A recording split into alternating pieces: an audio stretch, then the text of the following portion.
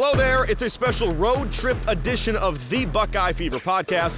I'm Dave Holmes, coming to you from the field at the Rose Bowl in Pasadena, California, where the Buckeyes dismantled the Oregon Ducks 41-21, a game that was never in doubt. And it's funny, Ryan Day told me after the Tennessee win, he didn't want to go bulletin board material, but he did say, our guys looked at the bracket and knew we could get another shot at these guys. We wanted it. And boy, did they ever.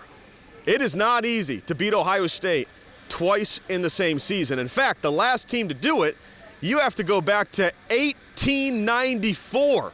It was Wittenberg. You remember that Wittenberg team? They were loaded with 5 stars that year. Wittenberg. That's the last team to beat the Buckeyes twice in the same season. I'll tell you what, the more we see of Jeremiah Smith, the more I run out of things to say about him.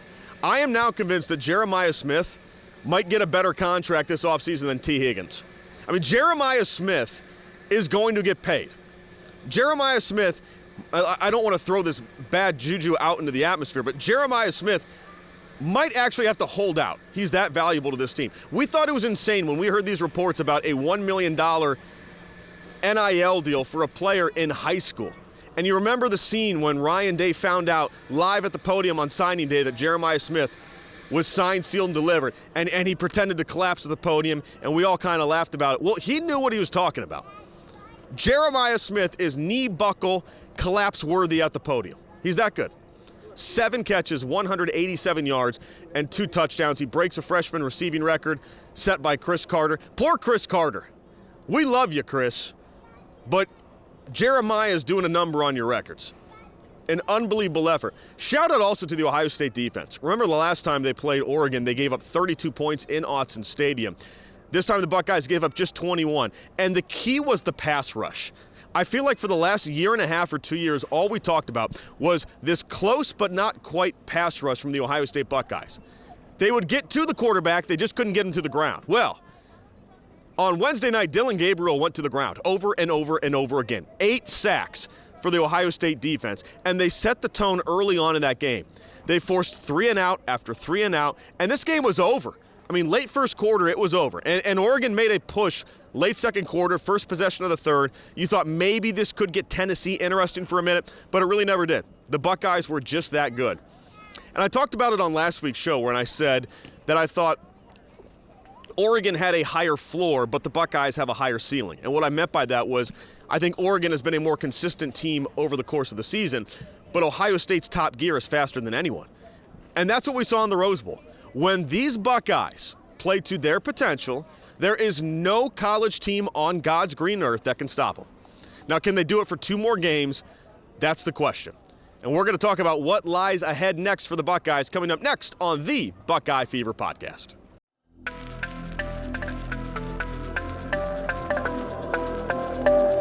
Welcome back to the Buckeye Fever Podcast. I'm your host, Dave Holmes. Okay, so what lies ahead now? The draw has not been kind to the Buckeyes. Now, there is no complaining about that because that's what happens when you lose to Michigan as a 20-point favorite. You're not going to get the draw you want. So this is not a complaint. I'm just talking facts here. Tennessee, okay, tough draw, but you got them at home, whatever. You play Oregon, a West Coast team on the West Coast, and next up you get the Texas Longhorns in the Cotton Bowl. You get Texas in Texas, quasi-home game for the Longhorns. Now, the Longhorns apparently have been going to church because they were fortunate to get by Arizona State in the way that they did. A targeting call that was not called. Some breaks for the Longhorns. The storyline, of course, in this one is going to be Quinn Ewers.